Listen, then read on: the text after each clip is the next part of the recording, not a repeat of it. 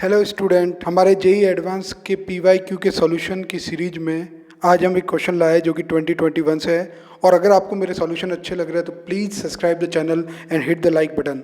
A thin rod of mass m and length a is free to rotate in horizontal plane about a fixed vertical axis passing through point O. A thin circular disc of mass m and of radius a by 4 is pivoted on this rod with its center at a distance a by 4 from free end so that it can rotate freely about a vertical axis as shown in figure. Assume that both the rod and the disc have uniform density and they remain horizontal during the motion.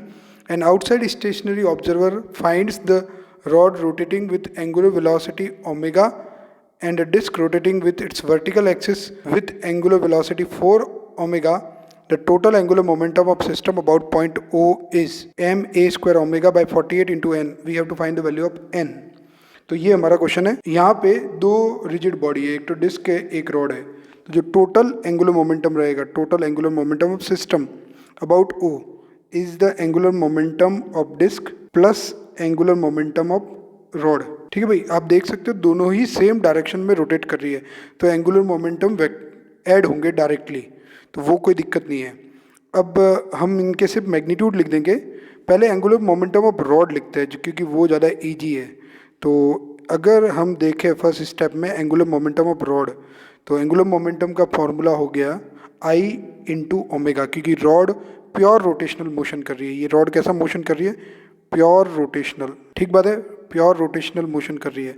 और एक and से किसी rod का moment of inertia होता है m l square by 3, या l की जगह a है तो a square by 3 into omega. तो इसकी एंगुलर वेलोसिटी भी ओमेगा दे रखी है तो ओमेगा लिख देते हैं। अब अपन आते हैं किस पे? डिस्क पे। अब डिस्क के साथ क्या प्रॉब्लम है कि अगर पॉइंट O के अबाउट देखें तो डिस्क जो है एक सर्कुलर मोशन भी कर रही है, यानी ट्रांसलेटरी मोशन भी कर रही है, और अपने एक्सिस के अराउंड वो क्या कर रही है? रोटेशनल मोशन भी कर रही है। ऐसे में जो टोटल एंगुलर मोमेंटम रहेगा वो सेंटर ऑफ मास के अराउंड, डिस्क के सेंटर ऑफ मास के अराउंड उसका एंगुलर मोमेंटम जो कि प्योर रोटेशनल मोशन में हो जाएगा, और फिर डिस्क का पूरा मास उसके सेंटर ऑफ मास, यानी ये सपोज ये वाला जो पॉइंट है O डैश पे मानते हुए, एक पार्टिकल मानते हुए कैपिटल M मास का, अपन इसका एंगुलर मोमेंटम निकालेंगे R क्रॉस V से। ठीक बात है। तो डिस्क का अपने सेंटर ऑफ मास के around angular momentum pure rotational motion है, सेंटर ऑफ मास के अराउंड से जाने वाले एक्सिस के अराउंड।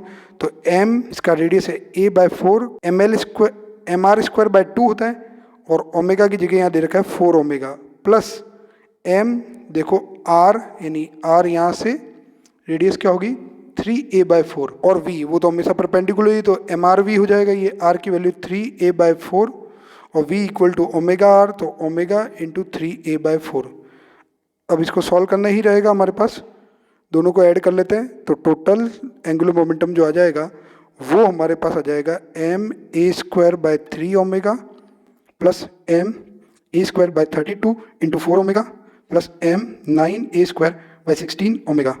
तो यहाँ पे कुछ टर्म कैंसिल हो रही है, उनको कैंसिल कर देता है। m a स्क्वायर ओमेगा तो कॉमन आ गया, 1/3 प्लस 1/8 प्लस 9/16।